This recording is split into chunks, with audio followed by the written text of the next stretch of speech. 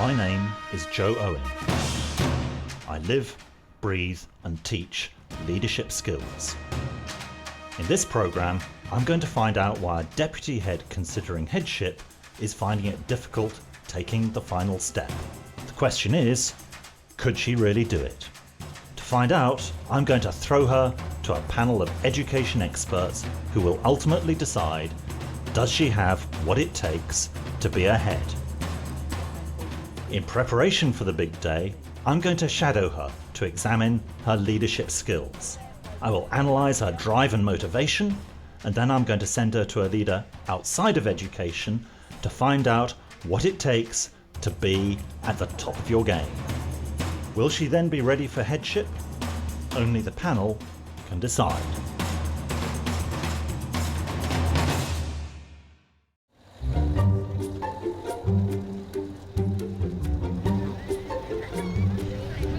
Philomena Cousins has been a deputy head teacher at St Clair's Secondary School in rural Essex for the past 6 years. With just 2 weeks before she meets my panel of experts, I've come to identify exactly what's holding Phil back. Is it her skill or is it her will? Nice to meet you. Phil, very nice to meet you. Would you like to come to my office? Thank you. Before my examination begins, I need to get to the crux of Phil's situation. Do you want to be a head? Well, I think whatever job you're involved in, if you feel you have the capacity, you do want to have a shot at the top job, and I think I could really make a go of it. Phil's busy schedule gives me the perfect opportunity to shadow her and get the insight I need. First stop, break time duty. I've just seen somebody throw a bottle, I'm going to have to do it. Yeah, no, absolutely. Right, now watch you throw that bottle, so I'd like you now to pick it up and put it in the bin, please. I'm finding it hard to see what's holding Phil back. She seems to have all the skills. Maybe it's her motivation. Let's find out by talking to some of her colleagues. So where is Phil on the journey to headship? If she wishes to take on headship, she has the capabilities to do that.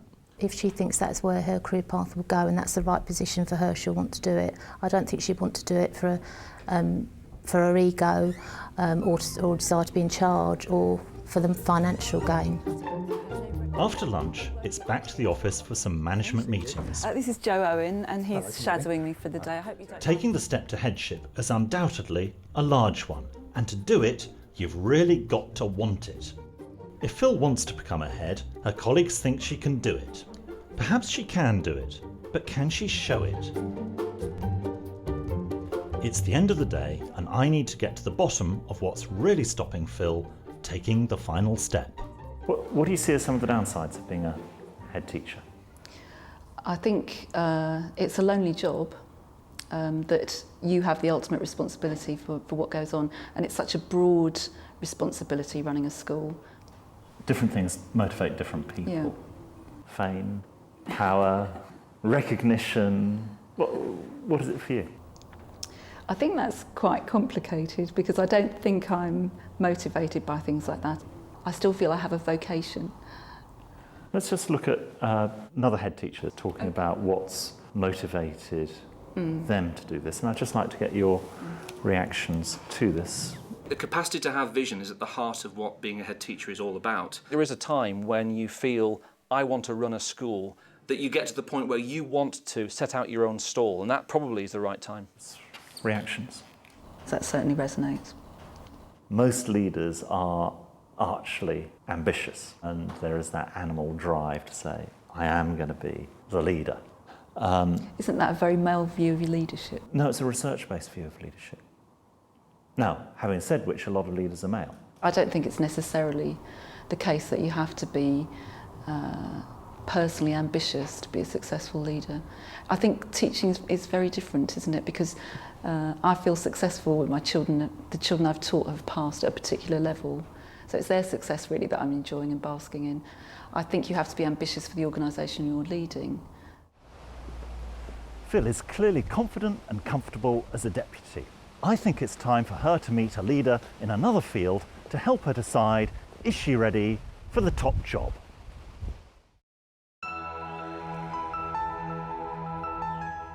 With just 1 week to go before Phil faces the panel, I want to see if a day spent with a leader driven by a passion for her work will show Phil a way forwards. I'm sending Phil to spend a day with Sarah Weir, Chief Executive of the Arts Council, England. I'm looking forward today immensely. I'm looking forward to meeting Sarah Weir, shadowing her throughout the day and looking for the same sort of leadership issues that we face in school. Giving up a successful career in the city, Sarah came late to the arts. Thanks. Her knowledge of business, coupled with a passion for the arts, has made her a powerful leader in her field. What we might do is just have a quick chat about what the day is going to look like. As a strong female role model, I think Phil will find her especially inspiring. Headship's very particular in that you're isolated so much. Yeah, I mean, absolutely. are you isolated in Yes. your role here? You always are in the senior roles, That's right. and I think that's one of the things that particularly women need sort of support. So do you think it's more difficult for women in leadership than it is for men? I think it's different. I think women tend to be more consensual because women, I think, in general tend to have less ego than men. So they actually want to see people doing well. For you, I assume that you want your school to do well. But I'm doing my job because I believe passionately in the power of the arts to transform people's lives. Now, that's not a goal for an individual person, it's a goal for something much bigger than that. So you can be personally driven by Yeah. that, which is not the same as Exactly. ambition. Exactly. And again, it's about bringing a community with you, isn't it? But I think that is ambition. Maybe it's just the words. It's a different way of looking at ambition, isn't it? Next stop is a staff briefing about the Olympics. This is a great chance for Phil to witness Sarah using her passion to communicate her vision. The Olympics is based on the notion of Olympism. That means the interplay between culture, education, and sport. It's about the wholeness of a human being, about the mind, body, and spirit. Once the meeting is over, Phil is keen to learn more about the leadership skills needed to make it to the top job. So Sarah, what do you think are the qualities that a good leader needs? I think possibly first and foremost a strong sense of themselves and a sense of how they can be in many, many different situations, which is probably being prepared for the unexpected, enjoying people, enjoying ideas, enjoying pulling things together. Most of all, you need to be very passionate, very determined and driven. I think most leaders are. I get the sense that goes through everything that you do, that you start off with a vision and a sense of purpose that drives you forward. But I don't know whether I have the clarity of leadership that you have. Well, I'm absolutely quite sure that you have. I was just thinking to myself, my God, but you're already doing the job. I think she's sort of there. It's quite interesting, just being with her and talking to her. I think she's sort of doing that job.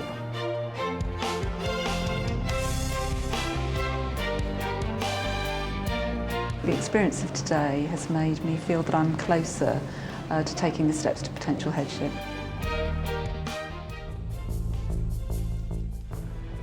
I've spent time with Phil at work, I've sent her to a leader at the Arts Council, and now I've put together a panel of experts to see how far she's moved on her journey to headship.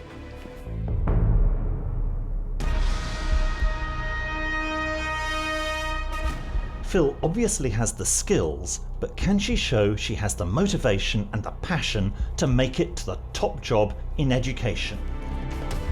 My carefully selected panel of education experts from governing bodies, industry recruitment, and outstanding schools are going to find out. This is Phil's moment of truth. My selection panel is next door, and I'm going to watch her from inside here. What I want to see is, can she convince the panel that she's got the motivation to be a head teacher and that she can deal with all those tough issues that head teachers have to deal with? Good morning. Hello. We've got a set of questions to ask you, which we'll take it in turns to do so. Why do you want to be a head? Do you want to be a head? Yes, I do want to be a head teacher. I want to be a head teacher because I think I can make a difference. I love working in school. I love working with young people. I love their energy and their enthusiasm. And I think if that's challenged appropriately, you can make a difference to the lives of young people. Excellent. all of that I can agree with, but there are some downsides of headship. One of the difficult things about headship is the isolation. One of the things that's been really good is the way head teachers support each other, and I think that that's what I'd look for. Could you please talk to us about your vision? Well, I want to be the head teacher in a school where every child matters and every lesson counts, where everybody... She's saying the right things, but she needs to say it with passion. Yeah, just as you're answering there, your reasons for wanting to become a head teacher, working within a school, the energy of the kids, this vocation. Could it not just be achieved by being a good classroom teacher? So why do you want to become a head teacher? Ooh, tricky question. Obviously I have worked as a classroom teacher, but I've always, wherever I've worked, contributed to the whole school and felt that I could make a difference and make the organisation better. Well, how would you relate to the students and get them motivated and passionate about their education? That's quite difficult when you're the head teacher because a lot of that is done on your behalf by the teachers in the classroom. But I do believe... Didn't nail it. ...working with young people and not that they feel that things are being done to them. Well, thank you very much, Phil. Okay, thank you. Let's see if that was enough to persuade the panel. Can we imagine Phil as a head teacher? Her interview was quite good, but I thought she would lack the leadership skills to kind of have authority amongst the school. Right. What about you, Martin? Some very good answers, but in some places, in some key places, they were a bit thin. Margaret? I have some hesitations about whether she understands the whole job. Well, I suppose in summary then, she had some very good, pleasant ideas, but what we lacked was a feeling of somebody with a grand vision. I've heard the verdict of the panel. Now it's time to give Phil my verdict. How are you feeling? Fine, thank you. How did it go? I thought it went quite well, actually. Good. Let's just go through some of the impressions that I picked up and some of the panel picked up. I thought a lot of your answers were just technically sort of very good, very sound answers. At one level, they're actually the answers that I think anyone would expect, and that's the danger. Yes. I think the challenge is often to get the extra level of detail and granularity, and maybe just from personal experience, which also gives you the chance to talk with your heart as well as your head. So let's talk about what that means for you on your journey to headship. What it means is you've got the skills, you've got the experience. All you need to do is really think about, have you got the will and the motivation to be a head? But if you really want to do it, you can do it, and then you just need to show it. Well, I found it really useful, actually. Joe provided me with some really excellent advice. I think he was absolutely right about my providing more detail in some of the answers. So yeah, it's given me a lot to think about, and I think it will help me when I do actually go for interview, not to make those mistakes in an actual real life situation.